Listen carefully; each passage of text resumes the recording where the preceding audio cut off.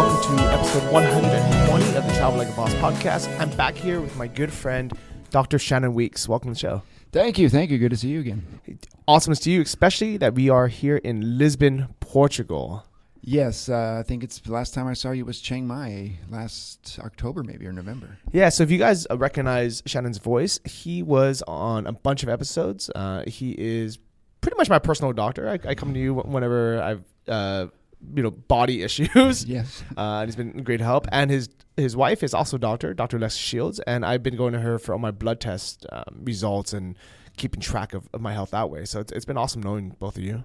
Thanks. We're glad to help. Yeah, and it's been really cool, part of this journey, because we first met in Chiang Mai almost 3 years ago now. 3 years ago, yep. And they were on episode 3. That's so right. Right in the beginning. So for 117 episodes ago, you guys were on here. That's right.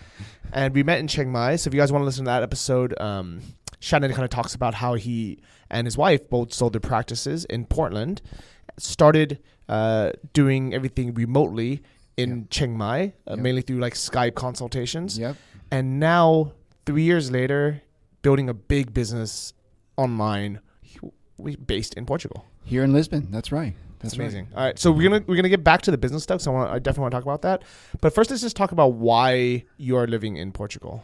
Well, I first came here in 2011 with my family on a vacation, and we just really enjoyed it. Really fell in love with Portugal. And when we were in Chiang Mai last year, we were looking to spend some time in Europe, and so we chose Porto, which is the second largest city in Lisbon. Just my sister-in-law had been there, and she really enjoyed it, and I had never been there, so we kind of went there sight unseen.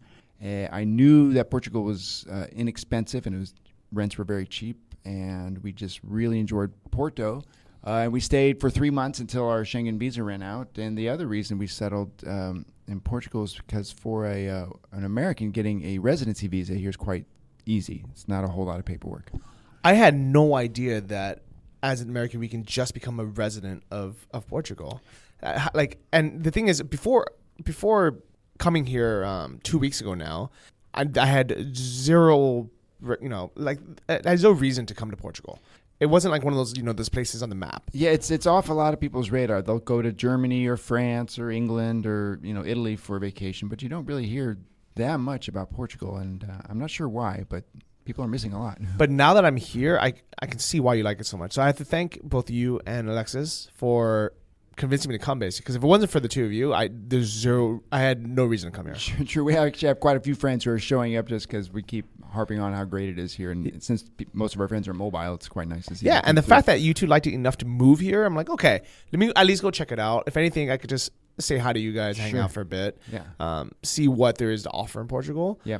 But now that I'm here, I haven't decided yet, but I think there's like a 50% chance next February during birding season in Chiang Mai, instead of moving down to the islands, which to be honest I'm a little bit bored of, even though they are beautiful, I'm just a little bit bored of it. I think I'm going to come to Lisbon. Yeah, spring in Lisbon is fantastic. Yeah, highly recommended. And while I'm here, instead of just staying for, a month or two or even 3 months, which is super easy because as Americans, we can stay here for 90 days at a time. No visa required. We basically show up. 90 days every 6 months. Yeah. That's the big problem is if I wanted to come in February, I could stay February, March, April, no problems. And then if I want to go back to Thailand, it's actually right after birding season. It's actually perfect if I wanted just to come for that. So if you guys are looking for a place to work out of or visit and live to avoid birding season, those 3 months are perfect. And you don't need any visa. You need nothing. And very easy to find housing in February. Oh, because it's not summer yet, That's right? That's right. Not high tour season. But the problem is if you wanted to stay for the summer and you wanted to say, May, June, July, you can't because you have to wait for your another 90 days basically. Right. You get 3 months every 6 months. So you can do a month in, month out, month in, month out, but you can't do more than 3 months at a time. Then you have to wait 3 months and come back. So which is a big pain. There is a workaround on that, and it's to get a second U.S. passport, but it's not 100%. I don't even think it's 90%. Like by the rules of using one passport and coming in with that. Right. They will definitely give you another passport. It's only good for 2 years, and I certainly know people who live in Spain with that, and at the end of the 3 months, they'll go to England, for example, which is non-Schengen, and then fly back in on the other passport. And because it has a different passport number, there really isn't. I haven't heard of any issues with it, but getting the residency is not that difficult. So I would just do that. That's why it's so cool knowing that you can get a residency, because even though it's definitely possible to do it, and it's actually not that hard. The only reason why I never got a second passport is because you have to do it while you're in the U.S. and I just haven't been in the U.S. for enough time to apply for it, have it mailed to my house, and without paying all the rush fees. Right. So the reason why they will give a second passport is because there's a lot of countries like Israel or Brazil, even if you need like a lot of countries or even Thailand, if sometimes you have to drop your passport off at the embassy in America to get that visa, and so you won't have the passport for maybe it's 3 days, maybe it's 2 weeks. So if you can tell them, well, I have to get my passport because I'm getting this visa, but I also have a trip planned to Cuba, which I also need, then that's why they'll give it to you. Yeah, and I've also heard that it like in certain countries in the Middle East, they don't like it when they see a stamp for like Israel. Right. If you have a stamp for Israel and you want in your passport, you want to go to Lebanon, I've known people who they wouldn't allow it in. Yeah. So kind of long story short, the U.S., they're happy to give you a second passport. You just have to apply for it. Right. And you can technically use it to come in and basically stay the whole year by using one passport to come in. After 3 months, going out. It's basically doing visa runs every 3 months. Yeah. You just leave, go to a non-Schengen place, which could be Croatia, it could be England, are the easiest to It's get pretty to. ezy to do. And the flights are cheap. So you could definitely do that. But knowing that there's a more legal way to do it, which is by applying for the residency. Yes. And the fact that it's relatively straightforward and it's pretty easy, there's no reason not to do that if you want to stay longer. Right. All you need is you have to show you have health insurance that will cover you in Portugal, so most health insurance does. You have to get a background check from whatever country. So for us, it's an FBI background check. I think that costs $50 to get the fingerprinting. You have to show a proof of income. So you have to show that you will be able to, you won't need to work here. So just either a big savings account or regular income from a non-Portuguese source. And then you just write a letter to the consulate explaining why you want to live in Portugal. And we just explained that we really like it here. We work remotely, so we can work anywhere. We want to come here and learn Portuguese. And once you submit the paperwork, they have a policy where they'll let you know within 30 days. And 30 days later, they just said, come get your visa. Nice. So to kind of go through all that process, do you go through like Portugal's website? So you actually have to apply it. Again, I'm speaking as American. We had some Australian friends who did the same thing. But in order to apply for the residency, you have to apply outside of the country.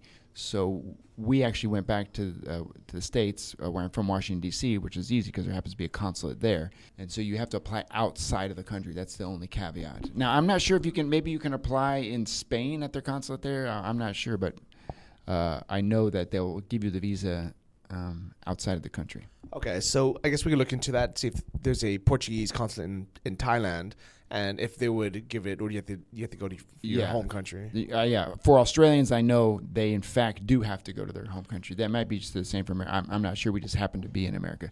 So once you get it, they'll give you the consulate will give you a 4-month visa.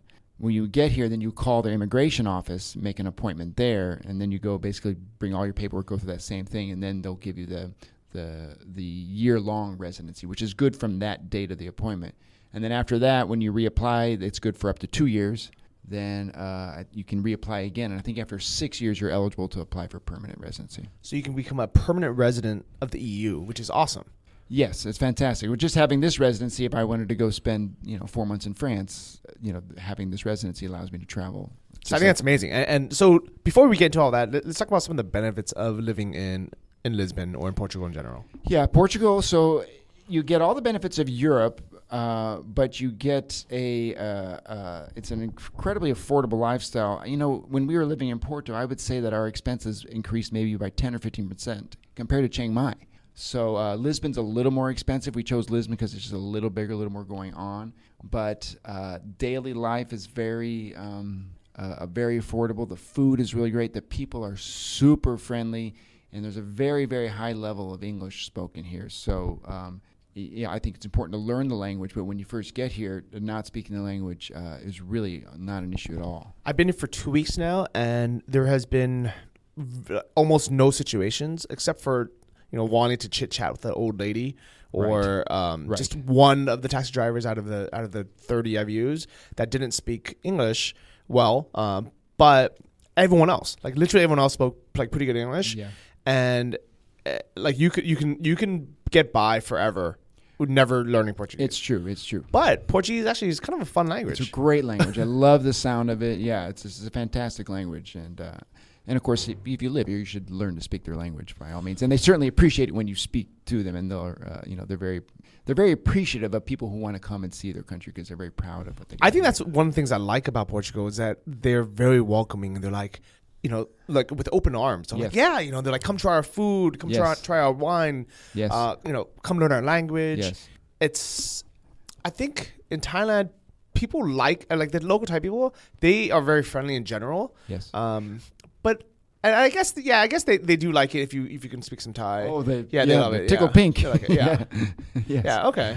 Yes. But I think it's more like Thai people don't really want you to live in their country. Like they want you to come visit. They like it, when you're.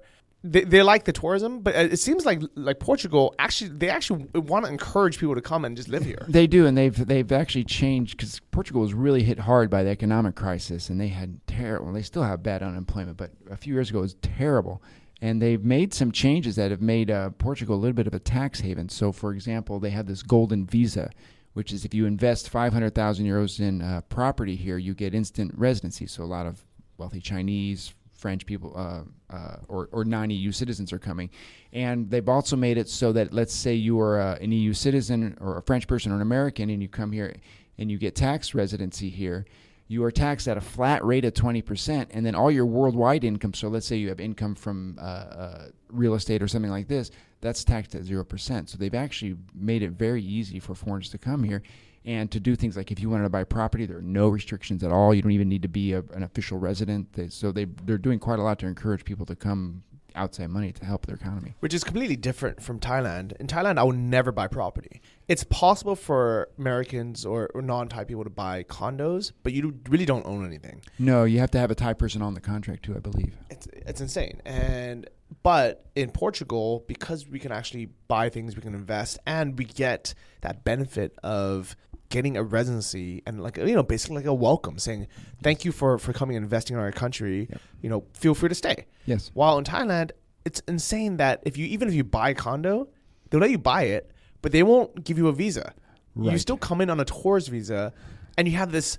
You can have a $500,000 condo, and if they decide not to let you in the gate, or they only want you to come in for 30 days at a time, there's nothing to do. Right. And it's insane. I don't understand why people would invest that much money into buying something that you have no legal right to even go visit. Yeah, no, true.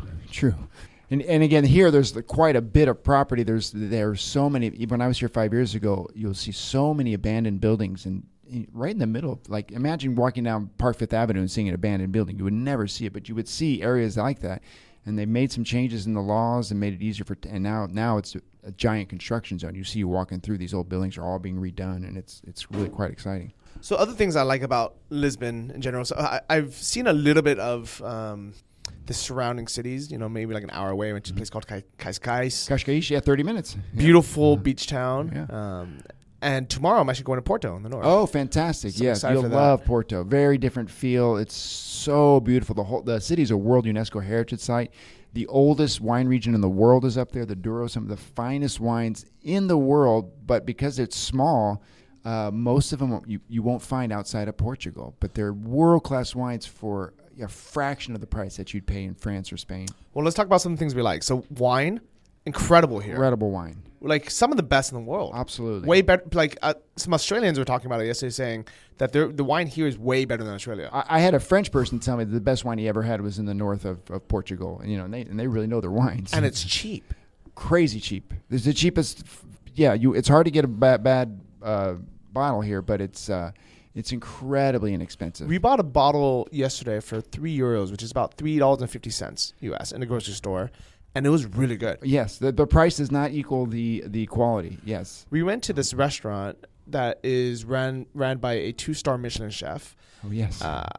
It wasn't his main restaurant, which is still expensive. It's still like $50 a plate. Right. But he had a restaurant right opposite. Yes. That was €15, so like $17 a plate. Yes, Jose Alvarez, famous chef here. Yeah, really good food. We got a nice bottle of wine there from that Douro region as well. Yes, and even at this nice restaurant, I think it was like maybe €15 in the most or something. Yeah, for like a nice bottle of wine. And the food is world class. Yeah, it was really like a really nice, like amazing food. And I think in the U.S., especially in Thailand, where they have really high alcohol taxes and import taxes, there is no way you can get a good bottle of wine for. Yeah. I think alcohol tax here is around 8%, which is quite low. There is still, unfortunately, really terrible house wine at like a hostel, where they basically give it to you for free. Yes. But as long as you're willing to pay like €3, you can get really nice wine. That's right. And okay, so wine's great. We mentioned the beach, which is the one thing that Chiang Mai is missing. Is the ocean. Well, there's the huge coastline, right? We're on the far western, side of Europe, and so the beaches around Lisbon. Of course, if you go south down to the Algarve, some of the most beautiful beaches that I've ever been to, with incredible coastlines, crystal clear blue water. It's amazing. And then and also Portugal has some of the best surfing in the world. It's one of the few places where they have the giant wave surfing. I think the largest wave ever surfed was off the coast of Portugal here. So great surfing, really good kite surfing as well. Great kite surfing, yeah. They have scuba diving, which I haven't done here. Yeah. I heard it's cold water. Oh, the water's freezing. Okay. You'll definitely need a wetsuit. So not too excited about diving here, but it's nice knowing that it's an option. Yeah, and it's not far away. Yeah, a lot of people come here to surf. And even though Lisbon doesn't have a beach, I kept expecting it, to be inland because everyone said that the beach is half an hour away, but it's not inland. And actually, if you take the train from here to Estoril, which is maybe 20 minutes on the local train to Rios, you get off the train and the beach is literally right there. And many people, they treat Estoril and Cascais like the suburbs of Lisbon, so people will live there and work in Lisbon. So transportation is super easy. Trains everywhere, buses everywhere, Uber. Uber is my favorite thing in Lisbon. And one of the reasons why I'm not excited to move back to Austin anytime soon is they got rid of Uber and Lyft. Can't imagine. Which is insane. Yeah. And here, it is cheap, super available, yes. super fast. Yes. It's one of my favorite things. It's a small city, so you spend most of your time walking because the city's not that big, but when you need it, it's there. I've been using it a lot, to be honest, because everywhere I go, I'm like, okay, do I want to walk 40 minutes? Some days I'm like, yeah, because it's a nice day, I want a nice walk. Or do I want to spend €4, which is $4.10 on an Uber? I'm like, I'll just take an Uber. Right. So if you guys come, even from the airport, just start taking Ubers. Yeah, and plus you can travel the whole country by the great train system. So it's very cheap to rent a car and travel, and I recommend doing that too, because some areas you can't reach. But if you can travel up and down the entire coasts of Portugal by train. So even though there isn't a beach in Lisbon, there is is it a river or what is it called? Yeah, the river's right here. It's a port town. Yeah, and then again, by train is 15 minutes to a beach area, and then Cascais, you're actually on the coast of the Atlantic coast there. I think a lot of people, they want to live by water. They don't necessarily need to be able to go to a beach. They just like having the fresh air of the water, seeing it. Our apartment has a view of the bridge and the water there, and it's just, I haven't got bored of that view yet. The funny thing about Lisbon is I didn't know anything about it before I came. So I never looked at any photos. I never read any guides. I just knew, hey, Shannon and Alexis are there. There was a Nomad meetup that I was going to speak at. I just wanted to come check it out. So I showed up, and in the Uber, I took a taxi. Unfortunately, I took a taxi from the airport because I wasn't sure if it was a good idea to take an Uber or not from the airport, which turns out it is. Unlike Vietnam, where you should never take an Uber, especially from the airport. But as we were driving, I kept thinking, like, this looks just like San Francisco. Very much, with the old streetcars and everything. Streetcars, the hills. Yes, very hilly. Just the architecture, the houses in general. Yes. And then I got to Shannon's place because him and Alexis were in Spain at the time. Right. For was it DC meetup? Uh-huh. And they were nice enough to let me stay at their place, so thank you for that. No problem. And I opened his living room window, and I saw the Golden Gate Bridge. It looks like the Golden Gate Bridge. Yeah, it's built by the same architect who actually built the Oakland Bridge, and so but it looks just like the Golden Gate Bridge from there. And I was thinking, where am I? Right. And just like in the same view, just to the left of it, he also has a view of what looks like the Christ statue of Brazil. Oh, that's right. Yes, the Jesus Christ. Yes, that's right. And it's like this world, you're just like, you hear and you're like, you know what? This is kind of like a mixture of all the great things in the world. That's right. Just in this random city. Yes. That has the feel of Europe. Yes. But has beaches and coastlines. Yeah, yeah. But with super friendly people. And it's cheap. And it's cheap and very safe, yes. And it kind of hit all of our spots because we still do a lot of business in the U.S., so the time zone is great for us. It's only 5 hours. I'm from Washington, D.C. There's a direct flight. You know, it's easy to get to New York, D.C., Boston. There's direct flights there. And to get anywhere in Europe is, you know, it's 2 hours to Barcelona. So I think the location is perfect because it's in Europe, so you can travel with cheap airlines. Yes. And go to Berlin, to anywhere, Poland, but, you know, wherever you want. I haven't taken the trains from here. I would imagine if I wanted to go to Berlin, it'd probably be easier to fly. Much easier. Yes, it's probably 2 days by train at least. Okay. Yeah. But, you know, you can get like a $50 flight. Yes. That's really cool that you can take a direct flight, not only to Washington, D.C., but to New York. New York and Boston. And Boston, really. And Philadelphia, yeah. There's there's quite a few direct flights. And Miami, I saw. And Miami, yes. Which is cool because if you live on the East Coast, you can take a 7-hour flight and just be back in New York. Yes. Yeah. Which is awesome because in Thailand it was such a pain. Oh God, and it takes you 3 days to recover. Yeah, because you had to first go from Chiang Mai to Bangkok, then from Bangkok to a usually UAE Korea or something, or Middle East, depending somewhere. on which way you're going. Yeah, no, it's a and brutal, then another flight, yeah, and it's it 30 hours. It ends up taking me 30 hours every single time. Brutal. Here you leave at 11 in the morning and you arrive in New York at 2 in the afternoon. It's so good. It sucks a little bit for people that live in California or even in Texas. West Coast, it's a long way. Because we have to take another flight. It's 6 hours, yeah. But technically, once you get to New York, you're back in the U.S. You go through immigration, do all that stuff. And if you wanted to, you could take a couple days, you know, sightseeing there, hanging out. But you probably wouldn't because you'd be tired, right? Yeah. But then you could take another flight from New York to San Francisco. It's 4 hours. Yeah, and you can even take like 6 hours. It's 6 hours. Yeah, it's a long way. Yeah, so right. But at least you're in the U.S. You're like, okay, I'm back home. It's almost as long for me to fly from here to D.C. as it is to go from D.C. to L.A. Almost the same amount of time, maybe 40-minute difference. So a little bit of a downside for people in California, but still better than coming from Thailand. For sure. And we get to travel all of Europe, which is amazing. Yes. And if you want to go to Brazil, direct flight. Direct flights, that's right. And I don't know how many hours it is, but direct flight from Lisbon to Brazil, which is pretty cool. Yeah. So location is awesome. Cost of living. So what do most people pay for? Like let's say someone's bootstrapping. They just want like a room. You can bootstrap here in Lisbon for 300 to 400 euros. If you're looking for a 1-bedroom right now at high season, it's difficult in the areas that are more populated. You can go outside, and even not that far outside, and get a nice 1-bedroom for around 500 or 600 euros. If you want to live inside the city in a 1-bedroom, and you want to come in July, you're probably looking to pay a minimum of $800 to $1,200 a month. But they're like nice places, right? Nice places, yeah. If you have a higher budget, we have friends who are living in just palatial penthouse, beautiful looking apartments paying $1,800 to $2,000. But I mean, they're just amazing apartments with postcard views. What's actually pretty funny is every single place I've stayed, whether it's a 19-euro a night hostel or a nice Airbnb or your place, everyone has had a great view. Well, yeah, because there's so many hills, right? So there's 7 hills, or they call it, I think it's the old ancient 7 hills of Lisbon. And so the way it's built, and there's no high rises. I mean, it might go 5 or 6 stories, but yeah, so it's hard to get a bad view. Yeah. One thing, so I've met a few people who are just kind of traveling and working at hostels and living as cheap as possible. Most of them, they get a room in a shared house. Oh, yeah. Which isn't that possible in Thailand. It's just not common. I guess you could, but they're not as commonly set up. But here, it's the most common thing. Right. Where you have your own room. You probably share a bathroom, share a kitchen, share a living area. But the way that the houses are set up here is because they're kind of like multi-floors. You kind of get some privacy anyways. It almost kind of feels like it's your own studio. You just happen to share like a living room. Sure. Which is actually, at first I was like, you know what, I'd rather have my own place completely, right?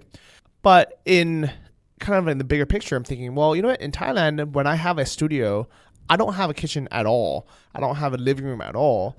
So why not have my room in this building, and also just happen to have shared space, because that'd be like a benefit. Right. Yeah. And plus, the food's cheap enough here that if you like a local, that you don't, if you don't want to cook, that you can get by eating, out twice a day easily. The Western food here is, well, I guess Portuguese food, but like I call it, it's all Western food. Yeah. The Western food here is very good. I'm thinking, compared to Chiang Mai, right? It's very good, and it starts at about €5 a plate, which is about, So right now the euro is 110 to the dollar. Mm-hmm, yeah. So plate of the day, like if you go to a lunch place, it's usually a drink. Your plate of the day, and the drink can be water or wine, whatever the special is, or 3 or 4, and then coffee, and that's typically around $5.50. That's so cheap, and that includes wine. Any drink, and commonly they drink. Yeah, commonly they'll have a glass of wine. It's so funny. Yeah. And then you can go to like a nice place for dinner for $10. Right.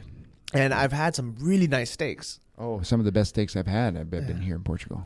So I've been eating a lot of unhealthy things. Lots of bread, drinking a lot of beer, just kind of, and eating tons of pastries, because they're really good here. They are. But I was thinking, okay, if I'm going to live here, I can't be doing that. I want to get back in shape, eat healthy again. So I started ordering, off the menu, and I'm like, okay, can I make this paleo friendly? And for sure. And it's been easy. Oh yeah, very easy. Because so and here in Lisbon, the primary meals tend to be fish, is the primary, and then you'll find also pork, chicken, whatever, and it's simple food. So it's not like as complex as, like, say, France or Spain, but it's very simple, very high quality ingredients. A typical meal is that a whole grilled fish and a salad and vegetables is very. Well, for most people, when you order, it's going to be meat or fish, French fries, maybe like a boiled potato or something. Right, very basic. Bread. Yeah. But you can also just order. You could say, I want the meat and the salad Yeah. Vegetables. Yeah. And that's it. And very easy. They're happy to do it too. Very. Yeah. And you look around, and many people are eating that way. Yeah. Yeah. I think you just can't have French fries every meal of the day. Right. So I tried it. Local place. It was $5. They gave me a big plate of salad. And the vegetables here are so fresh. They taste way better than a lot of other countries. Like the tomatoes actually taste like tomatoes. Yes. So I got that. I got a couple of slices of grilled turkey breast, which I guess is a thing here. Or you can get it with basically strip steak. Yeah, sardines with fish. Grilled sardines is like one of the national dishes. Yeah, bacalhau, which is the codfish, is also one of their national dishes. And what's really nice also is it always comes with some olives. Right. They always have a big bottle of olive oil on the table. Yes. And another thing that's fantastic in Portugal is the olive oil. Do you know the stuff on the tables is that extra virgin? Almost all of it. So what I've been doing is I've just been drenching everything I'm eating, my salad, my turkey, whatever it is, in this free olive oil that's just on every table, eating a bunch of olives, having a salad, having some meat. And I'm thinking, what? If I just ate like this every day, I would be in such good shape. Yes, it's a healthy lifestyle eating for sure. So it's 100% possible and actually pretty easy to eat. They don't fry a lot of stuff. It's almost all the meat is grilled. Occasionally, but everything is it's either grilled or baked in the oven. Lifestyle wise, would be very easy to live here, especially because when you go to a local bodega, like a little corner store, they have super fresh fruits and vegetables. Yes, fresh fruits, fresh charcuterie, fresh cheeses. Yes, avocados are great here. Grow avocados in the south. The South is very much like Southern California. It's warm most of the year, and they grow just. Eggs are good here too. So I think if I was living here, what I would do is I would cook probably half my meals, and I wouldn't even go to a supermarket. I would just walk to like the local store. Corner, yeah. So we have our we actually get every Wednesday, if you belong to the €. They drop off a box of vegetables and fruit that's fresh that week, and then I have my corner butcher that I go down to and get whatever pepper that we want, and it's fantastic. And the little corner stores right by your house have fresh eggs, have avocados. That's a little bit of a secret. I'm glad I was here for 2 weeks and I lived in 3 different places, because where Shannon lives is maybe a 15-minute walk from the city center. Yeah. Okay. And so it's still very close to everything, right? You could take an Uber for €3, which is $3.10 or something, 30 cents. To all the nightclubs or bars or wherever you want. So if you want to meet up with friends, it's very cheap to get around, or you can just walk. But what I like about it is it's quiet. The people are very friendly because they're like local people that are living there.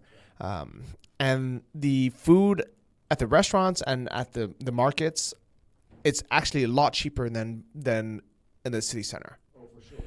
So I've been staying pretty much like in the heart of the city center at this hostel named Oasis. A really fun social place. Great view from up there. Yeah, beautiful place. But the fruits and vegetables, the markets, the food, yeah, it was definitely more expensive. So if I was living here, I would not live right in the center. I would live 10 minutes walk. So the neighborhood we're in right now at this co-working space, we're at co-work Lisboa. Can I say? So nobody calls Lisbon with the N. Everybody here, and so it's Lisboa, and so we are no longer in Lisbon. We're in Lisboa, according to the locals. So we're co-working Lisboa inside a place called the LX Factory. LX Factory, What yeah. is that? So this was an area that's right by the bridge, and it was a bunch of warehouses and I think there was a printing press here, and very much like Brooklyn back in the day when all that got abandoned. There's a group of, I'm guessing, investors who came here, and they've turned this entire street into co-working spaces and cafes and bookstores and shops and artist venues and restaurants. And I always compare it to Williamsburg, even though it's like in Brooklyn, but it's just this one strip of stores, and on the weekends they have farmers markets here and stuff, and they've just really transformed this whole area into just a fantastic place to come down and hang out and work and eat. Yeah, I like this a lot, especially just even the neighborhood around here looked kind of like the one you're in, where, like lots of like families live here. Quaint streets and cobblestone roads. Yeah, it's beautiful. So one of the reasons why I wanted to visit this co-working space is if I do move here, which I think that there's a very good chance I will I think I'll come for at least 3 months. If not, I might even come for a year next year. I honestly really think, like, depending like how I'm feeling, it'd be nice to have. This is the Chiang Mai escape plan, where I have been looking for a place for the last 2 years that if Thailand decides to make it really difficult for digital nomads to travel, live, and work remotely online in Thailand, and we had to leave, if people started getting kicked out or refused in on a massive scale, where would we go? And I've been looking for places. I've been looking in Asia because it's close by, it's cheap, has good weather. And I was like, okay. Yeah, there's always Saigon. Yeah. I'm like, okay, there's Vietnam, but Vietnam's stressful. I don't like living in Vietnam. Okay. It's just one of those places. It's too busy of a city. Taiwan, Hong Kong. Hong Kong is expensive. Hong Kong would be expensive. Taiwan would be great. Very nice. And I think if we all moved there, it'd be okay. It'd be good. But there's just no nomad scene there at all. The food there, I love Taiwanese food. I mean, my parents are Taiwanese, so I grew up eating it. I really enjoy it, but it's definitely not healthy. It's all bread and like steamed buns stuff, which are delicious, but it's not health. Fresh fruits and vegetables. Yeah, very wheat heavy. Cambodia might have been a good place because they're really easy with visas. You have beaches in Cambodia. You have kind of all the great things, but it's a little bit. It's like Thailand 20 years ago, which is good pros and cons, right? I think it's a beautiful place to visit, but a lot of people they don't really want to live there. Philippines would be beautiful, except their internet is bad, and yeah, it's been fantastic, yeah. So same with Bali, terrible internet. So really, there's no perfect place in Asia. There are a lot of places that like might be okay, but I almost feel like people will end up just getting spread out, and there'll be like no real hub. I think that Lisbon is the first place that I've seen that can actually be the alternative to Chiang Mai. So the only reasons why I think Chiang Mai would be better for most people is it is cheaper. It's not that Lisbon is expensive. It's just more expensive than Thailand. Yes, Thailand you can get by on probably $800-900 a month, I'm guessing. Yeah, so when I was bootstrapping really, really hardcore, I can live in Chiang Mai for $600 a month. So the Portuguese person makes about €1,000 a month, to give you an idea of how inexpensive you can live here. And I think if you wanted to bootstrap here, I think you can definitely do it for $1,000 a month. You could, yes. You wouldn't be living in the city center, and you'd be you'd be sharing a place. You can't get a studio for around Lisbon for $200-$300. Okay, you can do that. If you didn't eat expensive food, if you ate like a local, most of the time, local, yep, you'd be okay. The co-working space here, it's kind of just to give people an idea of how much things cost. I think it was 150 euros a month here for membership, and in Chiang Mai it's about $100. So it is more expensive, but down on the islands in Koh Lanta, the co-working space there was 150 euros anyways. At your house can be 60 to 100 megabytes without any issue. Yeah, and that's actually one of the downsides I think to Lisbon versus Chiang Mai is most people work out of their home. Yeah, there are plenty of co-working spaces here. There must be at least, I would say a half dozen in Lisbon alone. So I've only checked out 2 so far. So today we are at Cowork Lisboa.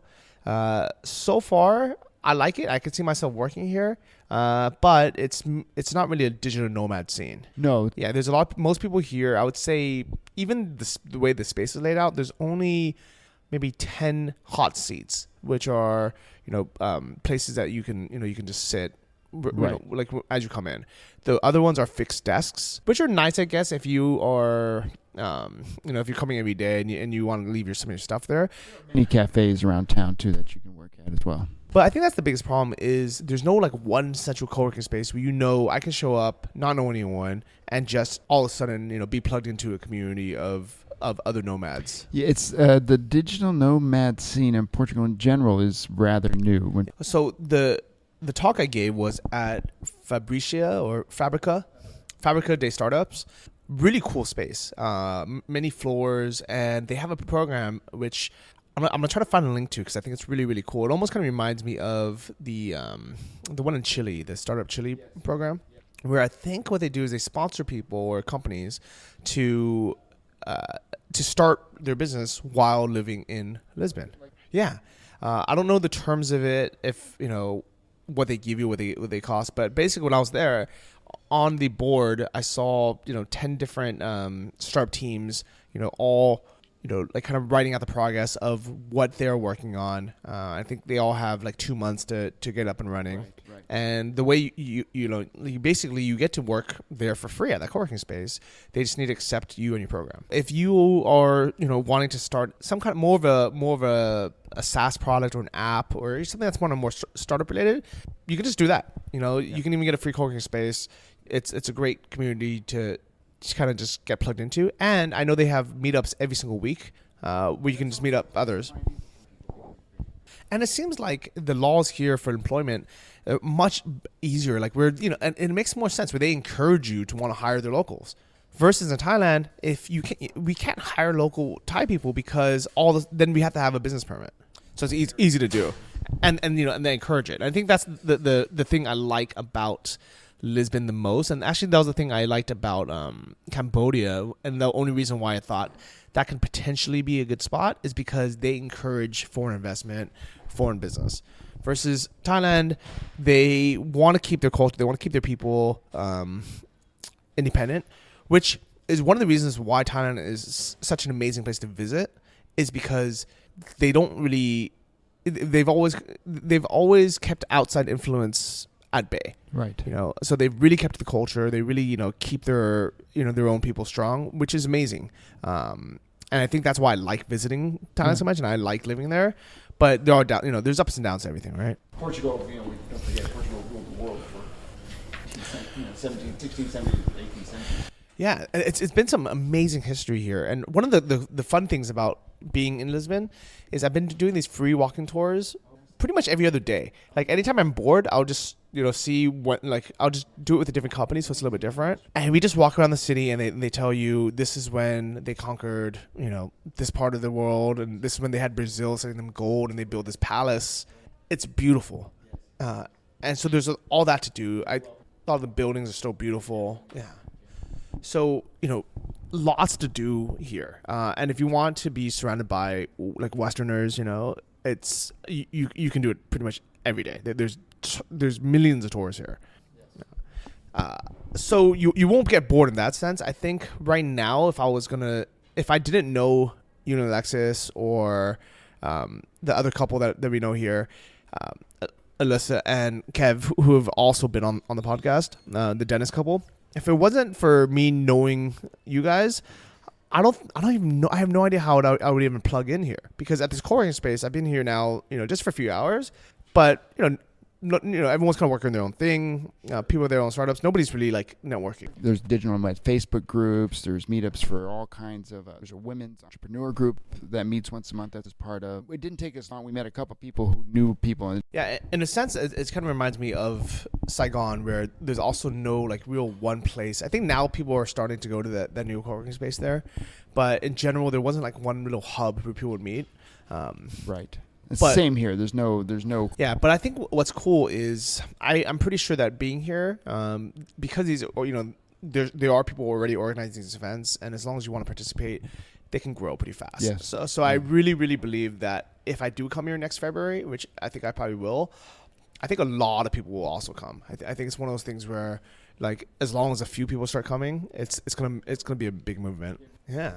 So overall,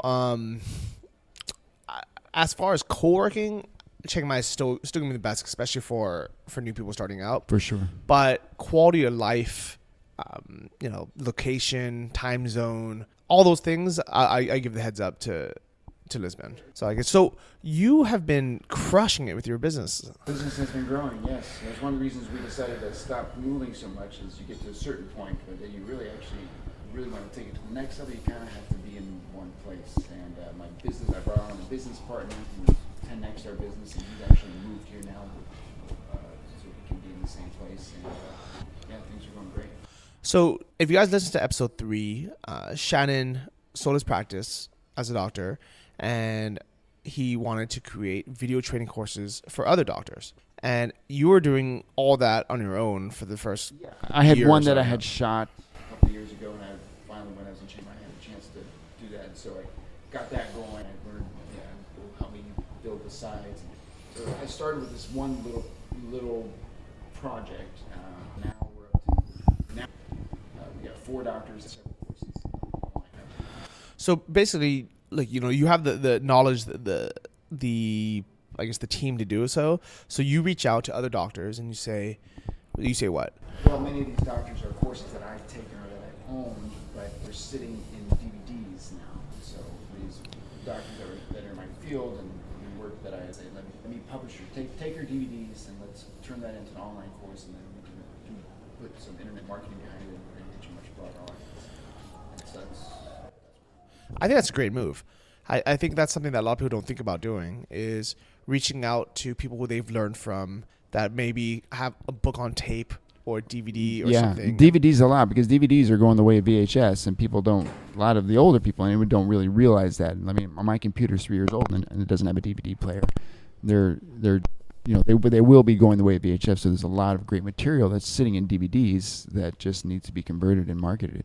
And the fact that, you reach out to them saying, I've been through your course, I've applied it, I've used it, this is something, I want to be able to share this information with more people. Right. I want to get you more customers, and I'll do all the work. Right. It makes kind of like a no-brainer for them, right? It's a no-brainer for them. I mean, I would almost think the only reason why they would say no is if they said, you know what, thanks for the idea, I'm going to do it myself. But at the same time, yeah, if they haven't done it themselves by now, unless they're like saying like, oh, you know what, I'm actually 90% through it, I'm ready. Yeah. But they'll put they'll just put a website up, but you're not building a business behind it, you're not building a marketing machine behind it, you're not building all the things that need to go along with the business. It's just a little side project which kind of sits there.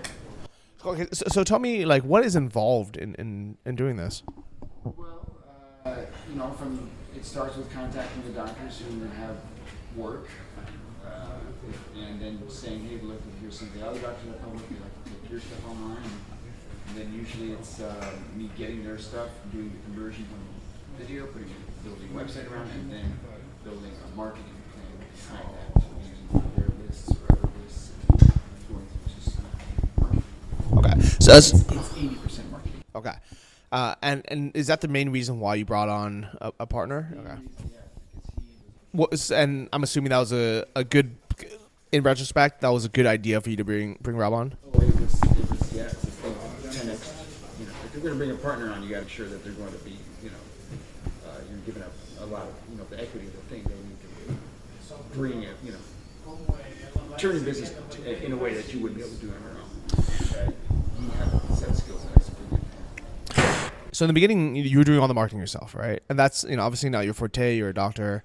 How did you kind of learn some of the stuff, and what made you realize, okay, now it's time to bring on an actual partner? I took a lot of the online courses in it. I did, a lot of stuff that people had shown me, and different. So just being in this part of this community, and so I would sit down and help me with all that, and learn some copywriting, and so. But so I knew enough of it. I didn't know how to speak the language, but I'm not a writer. Right? And a copywriter, that's a very specific set of skills that people spend many times to do. And I was never going to be as good as someone like that.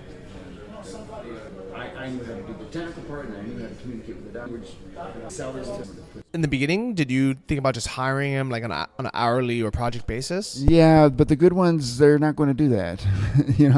They want it's hard to get someone to just do a one-off if they're very good. And you can't just hire any copywriter to write for. I need someone who can write 2 physicians, and that's not. The language has to change a lot. It's not. It's hard to find that person. Okay. And if they're going to do it, then they need to see like, okay, yes, this is a chance for me to make, to really make a big impact. So, like, kind of, I guess, advice to other people in your same position. Do you think that it was a good idea for you to have learned and tried some of this stuff on your own before? Just to understand the language, know what the difference between a good one and a bad one is, understanding. Yeah, so you need to know that. You absolutely need to. You need to know all the little aspects. You don't need to be great at it. You need to know accounting. You can't just give that to someone and hope they do it. You actually have to know that language. That definitely makes sense. And I'm a big advocate on kind of just doing it yourself first to understand it, but then eventually hiring someone so then they can 10x it, and also you can save your time. Yeah. You go to a certain point on your own. You can get quite far on your own. You can get to 6 figures on your own. To get to 7 on your own, I know people do it, but that's I think, recently, I've hired my first full-time intern. Shout out to Anthony. And also just kind of having VAs do all my customer service for my dropshipping stores. All of that, and, having my accountant, things like that. All that has freed up so much mental energy, so much time for me to actually grow and build other things. Right. But you need a team. I'm glad I did all that on my own first, because I don't think if I just ran out and started hiring people, I think I would have got ripped off for sure. And not even okay. I think that there's a 50% chance of me getting ripped off by someone who kind of just like talks a big game. Yeah, but they might be you might be giving him direction and realize that's not where that. Yeah, exactly what I was gonna say was the other 50% chance was me ripping myself off. Having them do either project that doesn't need to be done, or like I don't really understand like what I even need, right. Or them not understanding like what I need either. Right. It's much easier to hire someone when you know exactly what needs to be done. You can say, I need this, and this done. I need someone who can do it better than me. I like it. So congratulations on your financial success. Thanks. I mean, I'm assuming now are you making more than you were as a full-time doctor? Not yet. But the potential you see the potential there. I'm living the same because of not owning a clinic, so I might be netting about the same amount. That's awesome. I'm not grossing as much, but the net close. And all your like I'm assuming your living expenses of not your business expenses. So like let's say you make the same amount net as you did in Portland, because you're spending okay. So your money is going way further here. You have more money going to savings and other things. Okay. Taxes, because everyone else has investment taxes. Yeah, that's the other great thing about living here. And I don't think Lisbon is that much better for me personally than living somewhere in the U.S. I think it's very similar. I think one of the reasons why I like it here is because it kind of reminds me of living in San Francisco or Austin or, I would imagine like Portland. But we're not paying as many taxes. You just paid the self-employment tax. Yeah. Because we're not in the U.S. and the cost of living here is way lower. The weather is way better than San Francisco. Very nice weather. Yes, yeah. Very temperate. And we have access to Europe and all these other places. Yep. So overall, our lifestyles of being here are way better than it would be for the same cost in the U.S. So you see yourself staying here for much longer? Yeah, this is definitely going to be our base because it's so close to the East Coast. It's easy to get back and forth, but this is definitely this is definitely going to be our base for a while, I think. I like it. So I'm going to officially recommend Lisbon, Portugal as at least an alternative to And Chiang Porto. Mai. If you really want to bootstrap, you go Yeah. to Porto, which is about 30% less than it costs to live here. Porto is the Chiang Mai. This is Bangkok. Porto is the Chiang Mai. What are you actually spending per month right now? We pay. So you guys have a very nice apartment. We have It's a a nice two-bedroom apartment. 2 bedroom, 2 baths. We pay $900 a month for Okay. that. And then kind of food, living, everything else. Uh, What would you estimate? maybe I spend $1,500 a month. And is that just for you or for you and Alexis? I think together we probably spend around. That's hard to say. Maybe $2,000, $2,200 a month. Okay. So just a little bit more than $1,000 each. Yeah, And a you're little living bit a great more. life. Yeah, I mean, we do whatever we want. Yeah, And in Portland, what do you think you would have spent for the same life? we had a mortgage and all that, and car and that kind of thing. So- car adds a lot. Food's Yeah. more expensive. The same quality of life. We'd probably do that on half what we spend there. Yeah. So I would estimate that if I was going to move here, I would end up spending, I would say $1,500. $1,500 a month is a solid. You'll live again. The average Portuguese person makes €1,000 a month, so you'd be living better than most. So I think I would spend a little bit more than I do in Chiang Mai, but not that much. I think if you I would say here's the biggest breakdown. If you were to live in Chiang Mai and you want to live like a Thai, more like a Thai person, eat primarily Thai food. Even if you wanted to live in the city center, but you wanted to live in just like a normal Thai place, you can get by for way less than $1,000 a month and have a very good life. Yeah, you would need at least $1,000 a month. Yeah. Yeah. But if you live like I do in Chiang Mai, where I end up, I live in like a very Western apartment. I eat mostly Western food now, just because even though I love Thai food, now I like eating Thai food like once every other day. I don't want it, I don't want it every single meal like I did before. So Western food is way more expensive in Thailand, and if you want to drink wine, the crappiest bottle is 1,000 baht, which is like $30 Right. for like a terrible bottle. I mean, not terrible, but like not a good bottle. Right.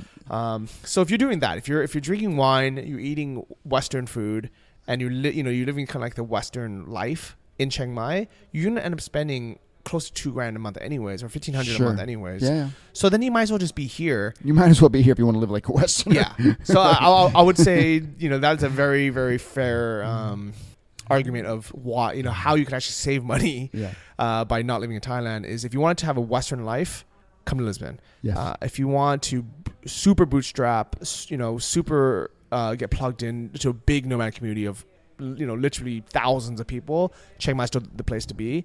But I would recommend everyone to start making travel plans for next February 2017 to come to Lisbon for at least a few months, because I think I'll be here. Awesome. Look forward to it. Yeah. So thanks again for the chat, Shannon, and for showing me around. Oh, it's my pleasure. Fun. All right, everyone. I'll see you next week. Ciao. Thank you for listening to the Travel Like a Boss podcast. If you want to hear more, including the bonus How to Choose the Perfect Niche episode, join our mailing list at travellikeabosspodcast.com. See you next week, and remember, if you want to travel like a boss, you need to be your own boss. So start your online business today and start living the lifestyle you've always dreamed of.